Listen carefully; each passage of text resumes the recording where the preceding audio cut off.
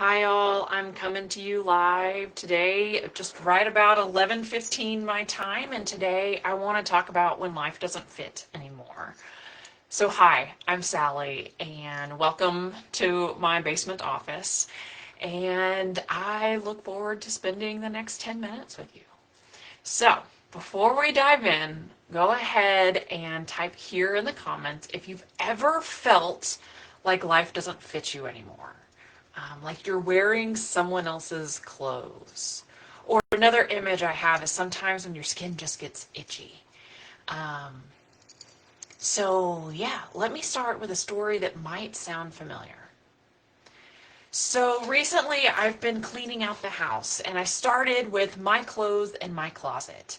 And I found this really lovely dress and I loved it and I wore it a lot many years ago and I tried it on and no surprise, it didn't fit anymore. And it is because I changed sizes, but also it didn't match who I was now. It was a little bit younger, it was a little bit shorter of a dress and tighter of a dress. And I thought, huh, that's exactly what happens in our lives sometimes. The life we built, the life that we worked so hard for, that fit so well for a good long time, now doesn't fit the person that we're becoming. And so maybe this sounds familiar. And maybe it doesn't. But I want to offer you some signs to sort of normalize this moment where you're recognizing things don't fit right. And be sure and comment the number that fits with you, because there's four of them. So one is what we're calling the Sunday scaries. So it's that sense of on Sunday you're dreading Monday morning. Even though everything at your job is technically fine, all the projects are going as they should go, things with your office mates are fine, but you're still sort of dreading Monday morning. So that's number one. Number two is the gratitude guilt.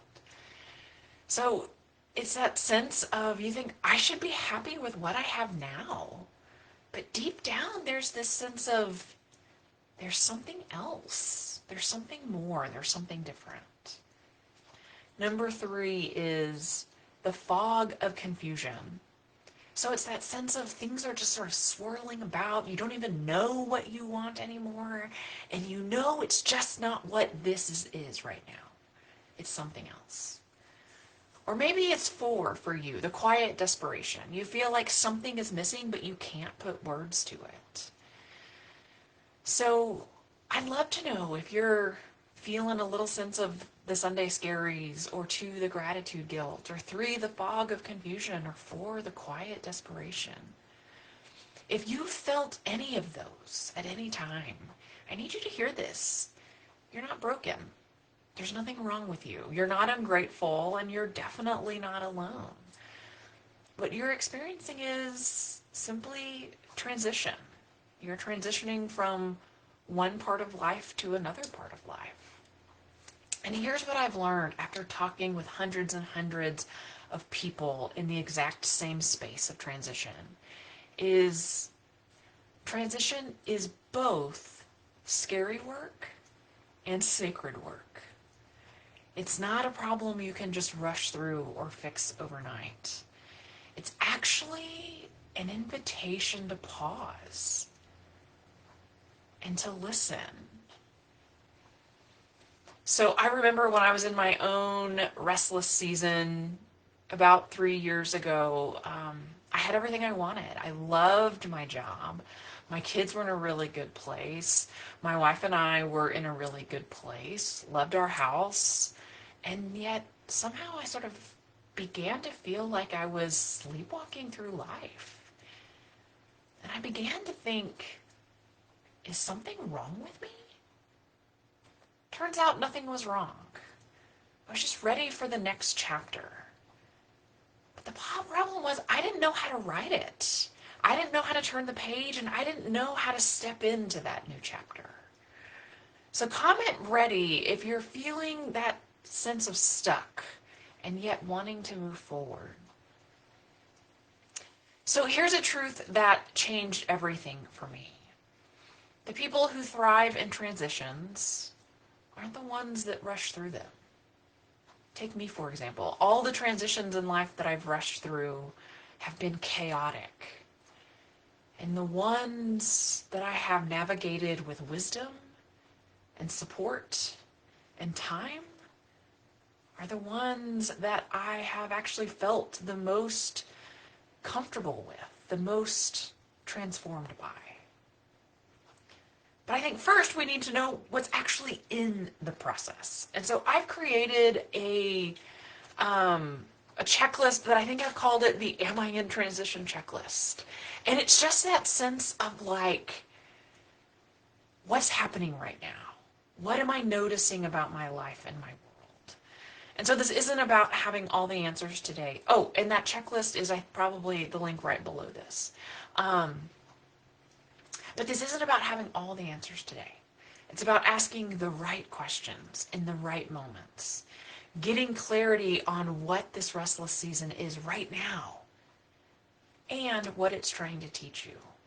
So if you'd like me to send it to you via messenger or email, just drop your email or send it in the comments and I'll send it right over. So let me give you one thing you can try right now, even before you get a checklist, is sort of what I call the 5-minute future self check-in.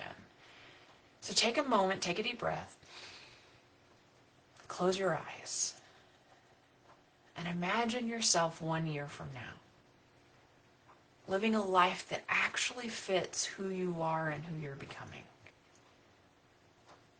What do you notice that's different? How do you feel?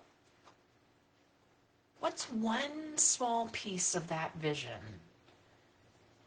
that you would want to know now? So if you have a word that comes up for you, just put it in the comments. So, okay. If you're ready to get clarity on transition, whatever life transition is coming your way, and stop feeling lost, here's what I'd like you to do. Grab the checklist from down below, and I've dropped it in the comments. So that's number one. Number two is just sit with it for 10 minutes this week. Maybe over a lunch break, maybe over your morning coffee. Just sit with it, read over it, and just kind of see what you notice in you. And then 3, come back and tell me what you noticed, what you discovered about yourself. So this checklist has helped people get unstuck because they're noticing that they're in transition. And then they start designing their next chapter with intention instead of just sort of crossing their fingers and hoping things are going to work out okay. So before I go, I want to leave you with this. Your restless season isn't a sign that there's something fundamentally wrong with you. It's simply a sign that you're ready for something more and something different. And that takes courage, a lot of courage. And so you don't have to figure this out alone.